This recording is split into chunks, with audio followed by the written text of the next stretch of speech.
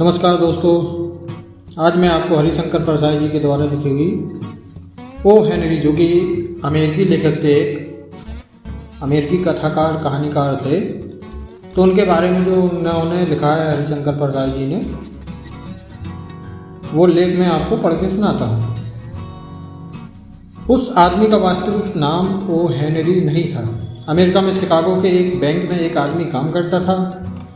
वह गबन के अपराध में जेल गया। जेल में वक्त काटने के लिए वह कहानियाँ लिखने लगा।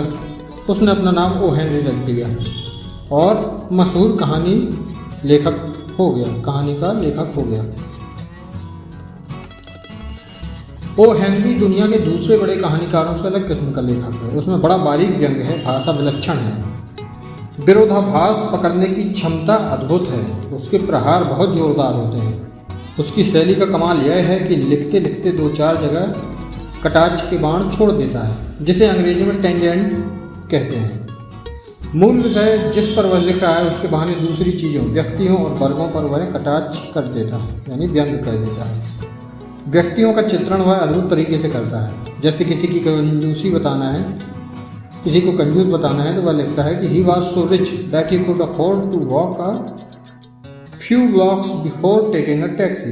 इसके साथ ही लेखन में बहुत गहरी मानवीय संवेदना है, चेतना है। भाषा की रवानी और मुहावरों की बनावट बहुत मोहक है।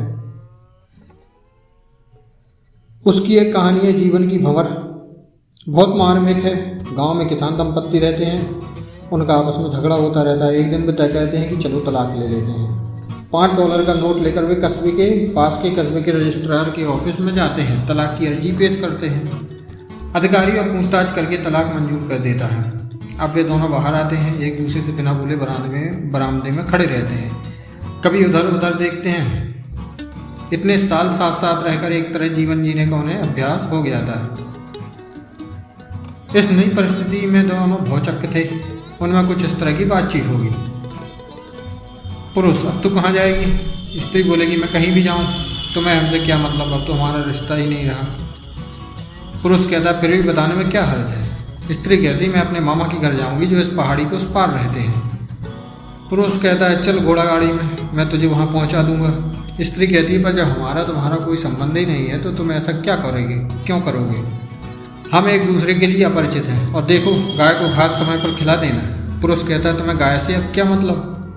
स्त्री कहती है, सुबह की बची हुई सब्जी और रोटी में संभाल कर रखाई हूँ, रात को इससे तुम्हारा काम चल जाएगा। पुरुष कहता है, पर तुम्हें इससे मतलब क्या है जब हम एक दूसरे के कोई नहीं? स्त्री कहती है, तुम अलमारी बंद करना भूल जाते हो और उसमें चूहे घुस जाते हैं, इसका ध्यान रखना। इस तरह की बातें उनमें देर तक होती हैं। अंत में वे तय करते हैं कि वे एक दूसरे के बिना नहीं रह सकते और तय करते हैं कि फिर से शादी कर लें।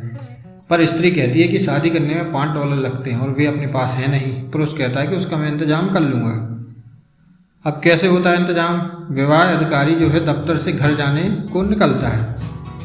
धुंधल का हो जाता है, यानी अंधियारा होने लगता है। रास्ते में झुरमुट पड़ता है। किसान उसका पीछा करता है और झुरमुट में उसे दबोचकर $5 का नोट छीन लेता है।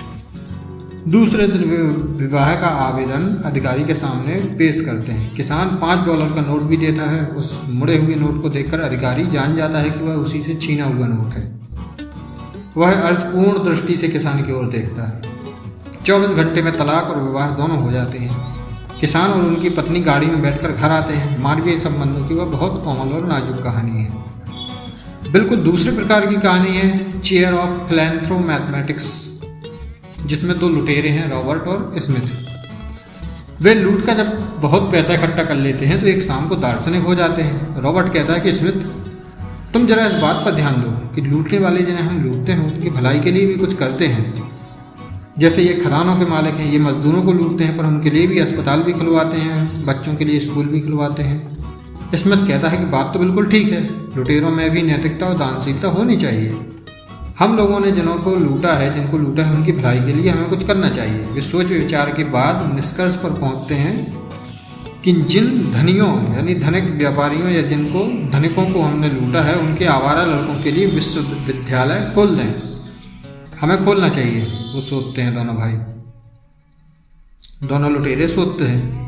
वे एक कस्बे की तरफ जाते हैं जहाँ एक इमारत की 4 मंजिलें खड़ी हैं। बनवाने वाले के पास 5वीं मंजिल बनवाने के लिए पैसा नहीं था, सो उसने 4थी मंजिल से कूदकर जान दे दी। रॉबर्ट और स्मिथ इसी इमारत में फ्री वर्ल्ड यूनिवर्सिटी खोलने का तय करते हैं। दफ्तर खुल जाता है, बड़े शहर के अखबारों में विज्ञापन छप जाते हैं। यह विश्वविद्यालय निःशुल्क होगा और सारे विषय इसमें पढ़ाए जाएंगे। डीन, प्रोफेसर आदि के लिए भी आवश्यकता है कि विज्ञापन छप जाते हैं। धीरे धीरे विश्वविद्यालय में चहल पहल होने लगती है। रॉबर्ट स्मिथ से कहता है कि ये मुफ्त में पढ़ने जो लड़के आए हैं ये कौन है? इस पर तुमने ध्यान दिया है? ये उन्हीं धनिक सुअरों और कुत्तों के लड़के हैं। ये पढ़ने नहीं मौज करने आए हैं। रॉबर्ट और स्मिथ गाउन पहनकर डीन बन जाते हैं। रॉबर्ट इजिप्ट की प्राचीन सभ्यता पर भाषण देता है। लड़के मौज मजा करते हैं, जुआ खेलते हैं क्लास में ही। बैंक में जमा रुपया निकलता जाता है और विश्वविद्यालय ऐसे ही दिनों दिन चलता जाता है। एक दिन रॉबर्ट हिसाब देखता है और स्मिथ से कहता है कि बहुत कम पैसा बचा है, इसमें तो विश्वविद्यालय आगे चल नहीं सकता। 2-3 दिन बाद रॉबर्ट न्यूयॉर्क टाइम्स में देखता है कि विश्वविद्यालय में चेयर ऑफ फिलैंथ्रो मैथमेटिक्स के लिए एक प्रोफेसर की नियुक्ति के लिए आवश्यकता है। विज्ञापन छपा।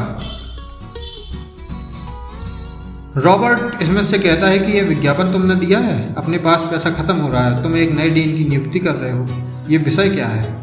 स्मिथ ने कहा, धीरज रखो, आगे सब मालूम हो जाएगा। क्रिसमस की छुट्टियां आती हैं। एक हफ्ते तक विश्वविद्यालय में मनोरंजन का मेला चलता है। आखिरी रात को रॉबर्ट और स्मिथ दफ्तर के कमरे में बैठे हैं। इतने में एक आदमी तो बड़े बड़े थैले लेकर आता है। वो थैले खोलता है, उनमें नोट भरे जो थे वो उड़ेल कर कहता है, यह आज की कमाई है। स्मिथ रॉबर्ट से कहता है कि यही डीन है अपने, जिनका नाम है चेयर ऑफ फिलैंथ्रो। यही डीन अपने हैं जिनका नाम है चेयर ऑफ फिलैंथ्रो मैथमेटिक्स। यह जुए के बहुत बड़े उस्ताद हैं, लड़कों को जुए में लूट लेते हैं। यह प्रोफेसर विश्वविद्यालय को चलाता रहेगा। मनुष्य के अहम को, उच्चता की भावना को लेकर अच्छी कहानी लिखी गई है, प्राइड ऑफ सिटीज। एक शिकागो शहर का रहने वाला न्यूयॉर्क में आ जाता है। वहाँ उसे एक न्यूयॉर्क वाला मिलता है, दोनों में दोस्ती हो जाती है। न्यूयॉर्क वासी उसे कॉफ़ी पिलाने होटल में ले जाता है। दोनों बैठते हैं, उनमें परस्पर बड़ी सद्भावना है, बातचीत चलती है। न्यूयॉर्क वासी कहता है कि न्यूयॉर्क के अमुक बाजार से अच्छा बाजार अमेरिका में नहीं है। शिकागो वाला कहता है कि हमारे शिकागो का अमुक बाजार तुम्हारे इस बाजार से भी अच्छा है। इस तरह मेरा अच्छा और तेरा घटिया होने लगता है। वे इस तरह अपने अपने शहर का अहंकार बताते हैं और उनकी बातचीत कटु होती जाती है। आखिर शिकागो का निवासी यह कहकर कि तुम्हारी हमारी पट नहीं सकती, दूसरी टेबल पर चला जाता है। और इस प्रकार उनमें परस्पर जो बड़ी सद्भावना थी उसका नाश हो जाता है। ओ हेनरी की कहानियों की बड़ी विशेषता यह है कि उनमें व्यंग और विनोद मिलते हैं। फिर वे मनुष्य के बाहरी जीवन तथा मनोजगत का अध्ययन करती है, मनोस्थिति का अध्ययन करती हैं। तीसरे, उनमें मानवीय संवेदना की गहरी समझ होती है। एक कहानी है जिसमें एक लड़का है जो बहुत ऊधवई है। घर मोहल्ले के लोग उससे परेशान हैं। वह धनवान आदमी का लड़का है। उसे फिरौती के लिए डाकू उठा ले जाते हैं। लड़का डाकुओं के पास रहता है और उन्हें भी तंग करता है। घोड़े की तरह उन पर सवारी करता है, उन पर कूदता है, नींद में उन्हें चिकोटी काटता है। डाकू उसके पिता को खबर भेजते हैं कि भैया $1,00,000 देकर अपने लड़के को छुड़ा लें। लड़के का पिता जवाब देता है कि मैं कुछ नहीं दूंगा। तब भी डाकू 50,000 और फिर $25,000 की खबर भेजते हैं, पर लड़के का पिता नामंजूर कर देता है। अंत में तब डाकू खबर भेजते हैं कि हम बिना कुछ लिए ही लड़के को तुम्हें दे जाएंगे। लड़के का बाप खबर कहता है कि ठीक है, आधी रात को आना, दिन में लड़के को लेकर मत आना, मोहल्ले के लोग तुमको मार डालेंगे। ओ हेनरी ने बहुत कहानियाँ नहीं लिखी, पर जो भी लिखी हैं वे बहुत अच्छी हैं। और यहाँ पर जो उनकी समीक्षात्मक ओ हेनरी जी की कहानियों के बारे में समीक्षात्मक उन्होंने ये लेख लिखा है परसाई जी ने, तो यहाँ पर इसकी समाप्ति होती है। धन्यवाद।